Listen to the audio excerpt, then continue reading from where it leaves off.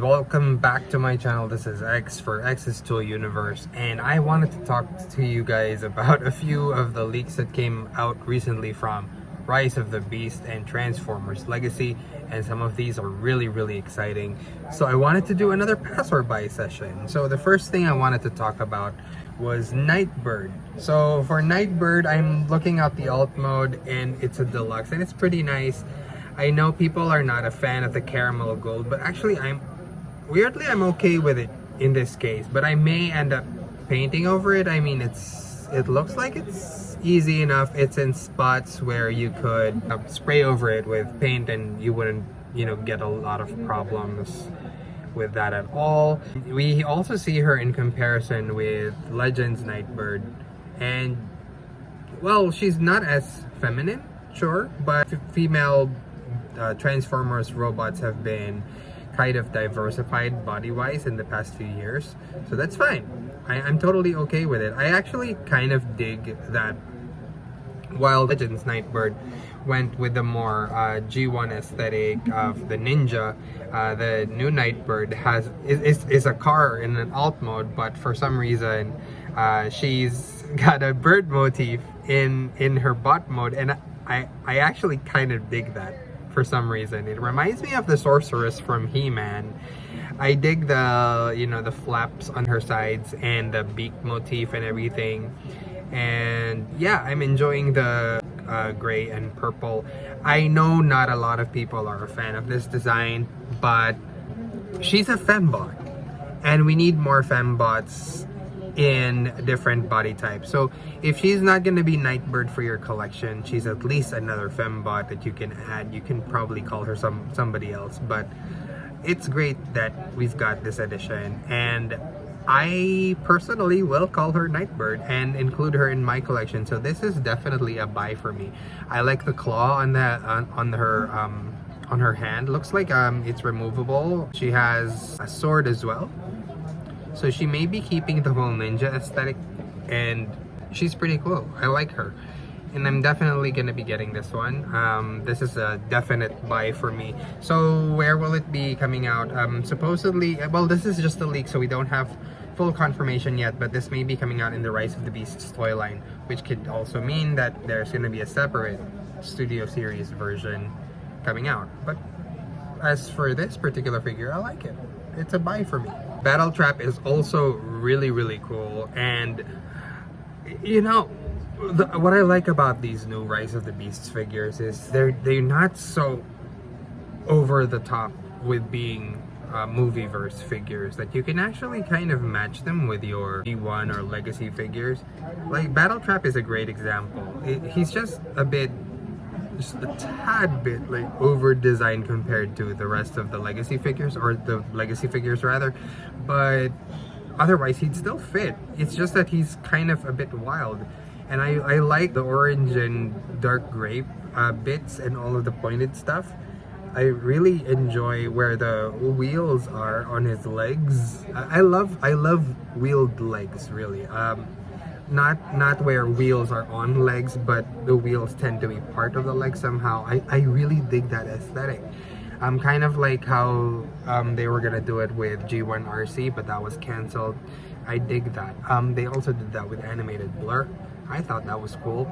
So yeah, I like the spurs on the side of the arms, and I just dig the orange and gray vibe. Really, it gives me a bunch of 80s feels. I like the windshield and the top lights there, all cast in clear orange. I love clear parts.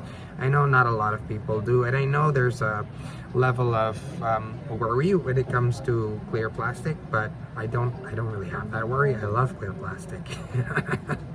So yeah, Battletrap is definitely something that I would probably want to get. I like this figure, and it's a buy for me. Now, as for Wheeljack, okay, this Wheeljack is kind of a debatable figure. The thing is, a lot of people are basically making fun of other people online for wanting him to look more like the classic or iconic Wheeljack, and they're like, oh, you're so resistant to change. I think people are kind of missing the point.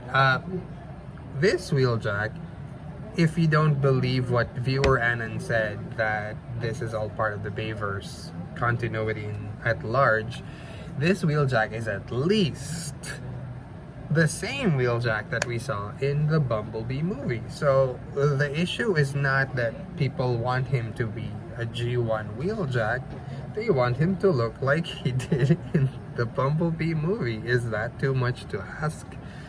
I think someone made a point that you're trying to insist that Wheeljack look like he did in the first movie, where that first movie Blitzwing looked like Starscream. That's a false equivalency, because as far as we're concerned, that's what Blitzwing looked like in this universe. But Wheeljack already had a look, and we're not getting that. But as far as the look of the figure itself, it looks great. And it's a large deluxe in alt mode. And it's a regular deluxe in bot mode. I love it because, you know, it's a van. It's a realistic van. But it sizes up, it scales well next to the other deluxes. And I think I like that little mass shifting trick that they do there. And all the clear parts I got. I love it.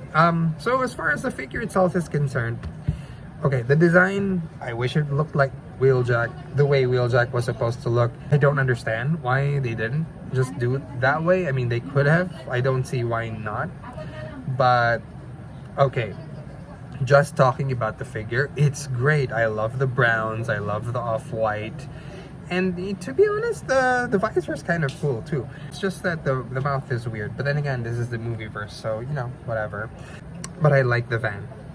I don't have a van. I just realized I don't have a van in my collection. I'm still waiting for Ratchet. I have a Medivan. I don't have a van.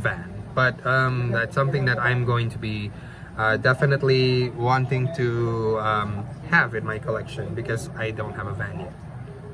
Just realized I was being repetitive there. But yeah, it just has the one gun that taps into his alt mode. I wish it didn't tab into his alt mode. I wish it was hidden somewhere inside the van, because it's kind of weird to have a Volkswagen van like this just have a gun sticking out up on top. I wish the gun would have, you know, stuck inside instead. But either way, that's what we get. That's fine. I like the I like how it says Pablo on the side too. Probably the figure that I'm most excited for is the Prime Universe Skyquake. Now, again, let's just, you know, throw that whole Prime Universe hullabaloo out the window. Everything in Legacy is supposed to match up aesthetically with everything else in the line, okay? It got weird when Revelations did the Netflix computer animated He-Man, but they didn't match the aesthetics of the rest of the figures. I mean, they were cool figures, but they didn't match the aesthetics. So I'm glad that we're getting a figure that matches the aesthetics. Now, this is Skyquake as he looks both in his G1 design and Prime kind of just meshed together. So here we have the G1 Skyquake, and here we have the Prime Skyquake, and you kind of just blend them together and they look really great together. It definitely still has the Prime aesthetic. I think a lot more than Bulkhead and RC and Knockout. You actually do see a lot of the angular shapes more than we have seen in the previous incarnation. Those angular shapes were present in a lot of the Prime designs, be it Decepticon or Autobot. We didn't get to see them in the Legacy line in previous versions, but we do see them here, which I like. Does this mean we're getting a Dreadwing in the future? I hope so, because it would be cool to have both of them together at the same time. Now here's the kicker.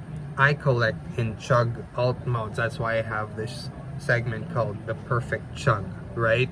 Now, this is a leader figure. I was hoping when I just saw the solo photos that it would be a Voyager at least, but it's a leader figure, and I want my planes in alt mode to be either Voyager or leader size, and I am not disappointed. I am very, very pleased at what I'm seeing, and I'm very excited to include him in my collection. I've always wanted to have a Dreadwing and a Skyquake in my regular collection, fitting in with the other bots, and, you know, seeing him in comparison to Knockout and Bulkhead and Starscream, Needle Nose is tiny as heck. Okay, I'm gonna talk about Needle Nose sometime in the future, but I love the bot mode. I love that he has a cockpit you can open. You can't really use it, but you know, still. And I love the Gatling gun. I am very, very pleased with what I'm seeing, and I'm definitely getting them. So, yeah, that's that's another buy for me. Can you imagine? That's like 4 buys in one video already. Well, now let's talk about the next toy. Airazor actually has 2 figures, and both of them are stunning. So one of them is purported to be a Studio Series figure, and the other one is a Rise of the Beasts regular figure.